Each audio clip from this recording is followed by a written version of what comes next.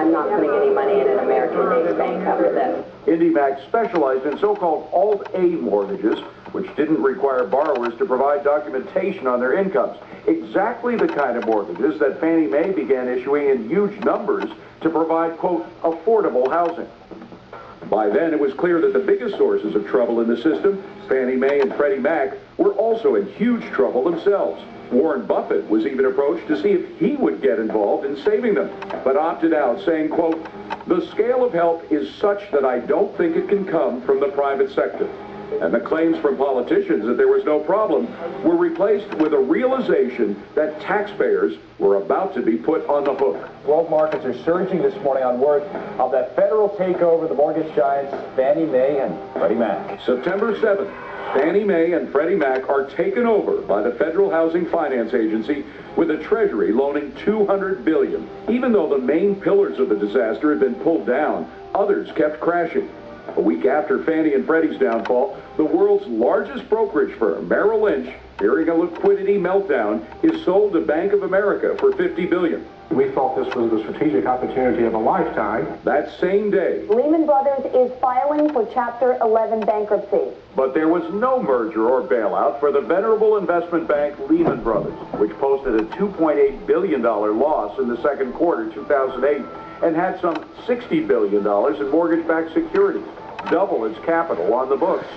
It was the largest Chapter 11 bankruptcy in U.S. history. The stock market Monday experiencing its steepest drop since the September 11th attack.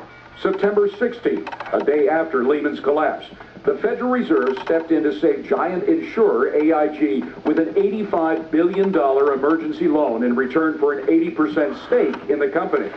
AIG invested billions of dollars in subprime mortgages and had lost $13 billion in the first half of 2008. The Dow dropping more than 400 points even after the government announced its plan to rescue AIG. September 17th, the stock prices for the last two big investment banks, Morgan Stanley and Goldman Sachs, took a nosedive. The SEC stepped in and halted short selling of stocks, saving both, which later transformed into bank holding companies. With the entire financial world in a total meltdown, something far bigger than piecemeal salvation was required. September 21st, Treasury Secretary Henry Paulson unveils an historic $700 billion bailout plan. This needs to be big enough to make a real difference and get at the heart of the problem. Coming up, talk about a hard sell, a bailout with a price tag approaching $1 trillion. Banks collapsing, a government rescue plan, Wall Street and Washington in a whipsaw. How the biggest financial story in a long time turned into a political drama. Chief White House correspondent Bret Baier reports from Washington. Treasury Secretary Henry Paulson came up with a plan where the government would back up $700 billion in mortgage-related assets.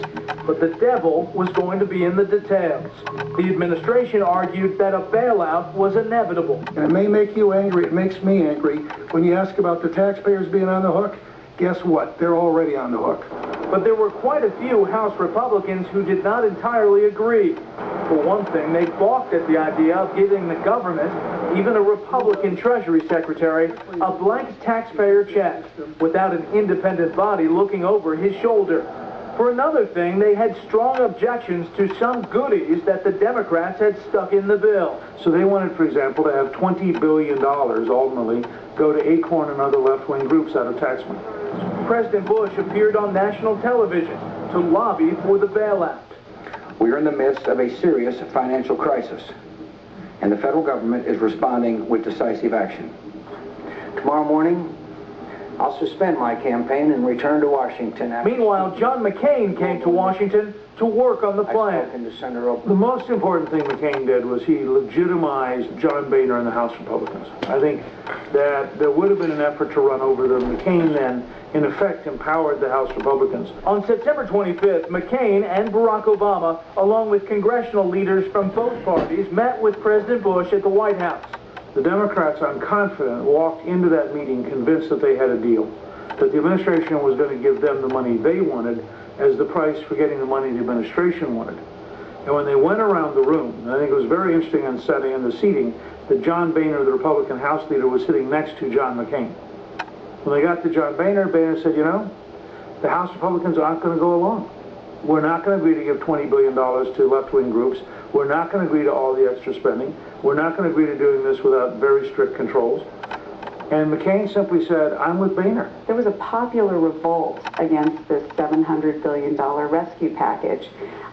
Calls were running to members of Congress offices, 10 to 1, 100 to 1, I was told, in one office. I mean, there was a lot of anger because there was a feeling that this was a rescue of the big guys, the bat cats, and that this wasn't really helping Main Street. By the end of the weekend, it looked like they'd hammered out a deal, all ready to go on Monday, September 29th.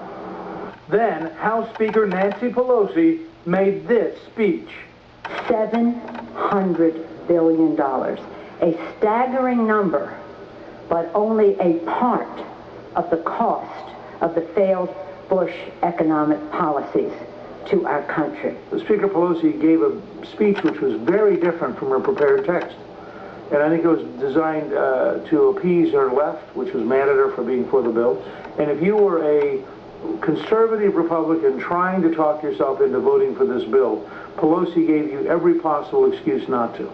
And I suspect they lost 10 to 20 votes. Right here is the reason I believe why this vote failed. And this is Speaker Pelosi's speech that frankly struck the tone of partisanship that frankly was inappropriate in this discussion. The House rejected the Emergency Act by a vote of 228 to 205.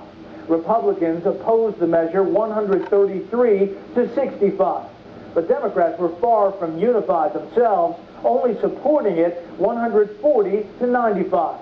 Democrats blamed Republicans for failing to get enough votes to support a measure brought forward by a Republican president.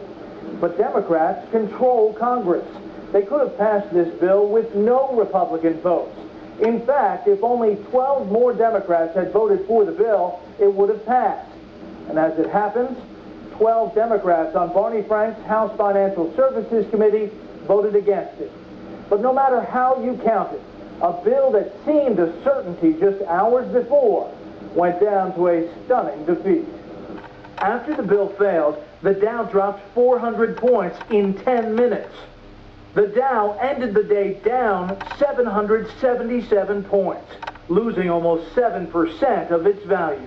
The Senate planned a new vote for Wednesday evening, after the Jewish holiday of Rosh Hashanah. But nothing in Washington stays simple.